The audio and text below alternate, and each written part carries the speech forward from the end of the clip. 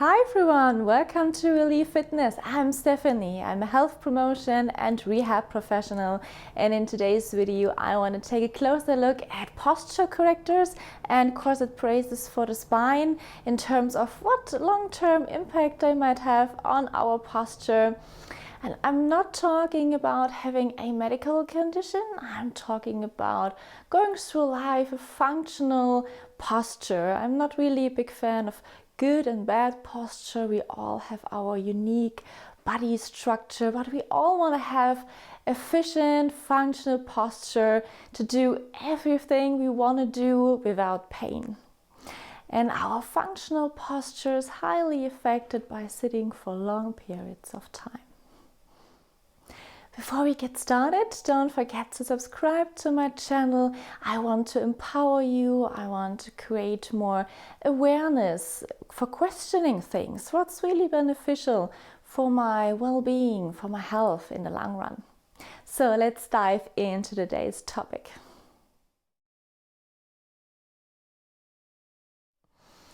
We all struggle with our posture during the day, more or less when we have a sedentary job. Slouching forward, neck hurts eventually, and oftentimes the lower back. And then you might hear the advice, okay, let's squeeze your shoulder blades together.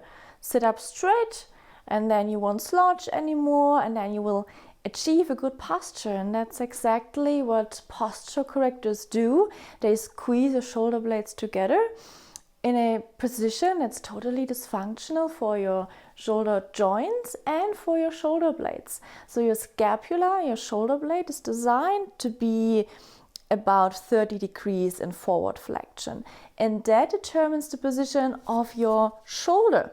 So your shoulder is naturally slightly rounded forward, slightly. And when you constantly squeeze your shoulder blades together and downward, then you will interrupt eventually the natural movement pattern of your entire shoulder complex. And I will explain this a bit more in detail. Let's imagine the following scenario. We are sitting the whole day in a static position. Shoulder blades retracted, that means they are squeezed together. And in this context, we can say function follows form. The function of your tissue, your muscles, your fascias, tendons, ligaments is influenced by the form, our posture. Neuromuscular changes occur. That means our body will adapt to the certain posture eventually. Okay, that's my function. I have to sit in this particular position with my shoulder blades fully retracted. And that's the way how I'm being used most of the day. That's the new default. I have to stabilize the shoulder joint and the scapula, of course, exactly in this position. So if that's my new default, why I have to stabilize the shoulder joint in different positions? Your muscles might forget how to provide joint stability during movement. Some muscles lose their ability to be activated properly. It's like they fall asleep. For example, your rotator cuff muscles are often negatively affected. The serratus anterior, another example. And other muscles, they are so active in a permanent contraction, they cannot relax anymore, having a lot of tension, limiting the range of motion even more. Your cervical extensors, for example, middle and lower trapezius muscles, and your rhomboid muscles. So we end up with short tissue between the shoulder blades, and we don't have the range of motion to move the shoulder blade and our shoulder joint in an efficient and safe way. You can try it yourself. This works best in standing to feel it better what I mean. So we want to stay nice and tall, and we're going to start with fully retraction of our shoulder blades. So you squeeze your shoulder blades together, and then you want to lift your arm. Okay, lift your arm in front. Okay, I cannot move my arm higher. And then you try lift your arm to the side. Again, your shoulder blades fully retracted. And then you want to lift to the side. Okay, it doesn't work really good. Okay, let's try the other way around. You're going to go in fully protraction of your shoulder blades, rounded forward. Okay, and then lift your arm to the front. Notice how it feels. How far can you lift your arm? Okay, and then to the side. You want to lift your arm to the side, and I cannot go higher. I'm really compressing now my shoulder joint. Okay, and lower your arm.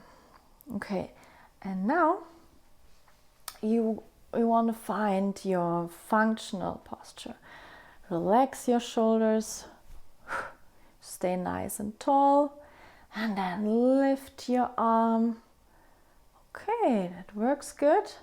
Lift your arm to the side, and now I can really move my arm, and I can feel my shoulder blade is moving upward to provide more mobility for my shoulder. My shoulder blade moves upward and downward. I can lift my arm to the side. How is it working for you? Did you feel the difference? That's really good to feel the difference, so to create more body awareness, how it feels for you. So a shoulder blade that's totally retracted is not functional, but neither are shoulder blades they're fully protracted. It's not functional either. If you just did the exercises, you probably noticed that you cannot move your arm properly if there is no motion at the scapula. So in every movement, your shoulder joint and your scapula are working precisely together. When you do shoulder press, shoulder raises, lifting the baby, lifting the dog, taking something out of the cabinet. So your whole shoulder complex working together to ensure all motions run smoothly without pinching any tendons. In order to do that, your shoulder blades have to move upward and downward to provide mobility and stability at your shoulder joint. But when we work against this natural movement pattern and try to squeeze your shoulder blades all day long together, we create instability in your whole shoulder complex. So other muscles have to compensate, and we might end up with injuries like shoulder impingement. There's another aspect, the position of the retracted shoulder blades, and therefore the extension of the middle back causes the pelvis to tilt forward into an anterior pelvic tilt, and that puts more load on the lower back. So we have to see the whole picture. Your shoulders or your pelvis doesn't function in isolation. It's all linked together. If one part gets out of balance, others will follow to achieve mobility and stability. So our body wants always to have mobility and stability, always. And our body finds a lot of different ways to achieve that goal. And it also applies to shoulders that are extremely rounded forward. So there we can see dysfunctional changes in our movement pattern as well. Besides posture correctors, there are also corset braces for the spine, for the lumbar spine. And don't get me wrong, for certain people with certain injuries or degenerative spinal diseases, does it make sense to wear those corset braces, but not always for healthy young people who have a sedentary job and find themselves slouching. But the main problem, in my opinion, is that people tend to wear them too long, sometimes every day, the whole day, and it won't improve your posture in the long run. So there's one experience in particular, a client of mine, healthy young woman, 22 years old. She went to the doctor because of her persistent lower back pain for 6 months, and she got an MRI, no structural damage so far, and the doctor prescribed her a corset brace for stabilization purposes. After 6 months, she was seeking help again. She came to me with persistent lower back pain for a year now, and her low back pain was even worse. So what happened? She told me she has been wearing this corset brace for 6 months, every day at work for 8 hours. So she has been constantly maintaining a static posture because of this corset. The static posture increases spine compression. That means that increases the load on the spinal discs. The back muscles and fascia tissue get tight. Tight muscles are causing a decrease in blood flow to the muscles, which leads to a decrease in the supply of oxygen and nutrients to those muscles. More pain receptors are triggered by the tension of those muscles, and especially fascia tissue contains more pain receptors than muscles. And when you are in pain, you move even less, and that weakens your overall muscle system. The deepest core muscles become inactive over time, those highlighted in red. So there is no need for those stabilizing spine muscles to be that active. The corset brace works passively. So there is a reduced body awareness, the sense of what feels good, what feels natural, how I can stabilize my spine efficiently by myself. That's body awareness. So we end up with the loss of core stability, and that can increase the risk of injuries. And I'm not talking about wearing a corset brace for 2 hours a day. Other aspects may also play a role in this scenario, but I want to concentrate on what happens to the spine and muscles. The apparently better posture can bring you pain and less overall stability in the long run.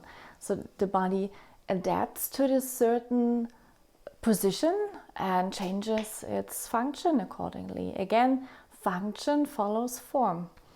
And that's my personal experience. And again, in some cases of certain spinal diseases, injuries after surgeries, does it make sense, of course, to wear a corset brace?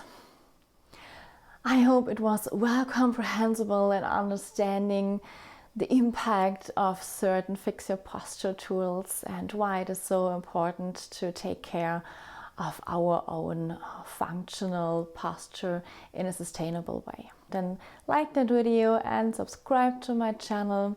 Let me know about your experience and your thoughts. And in the next video, I will talk more about how can we break the vicious cycle of neuromuscular adaptation during prolonged sitting. Thanks for watching and have a wonderful day. Bye bye.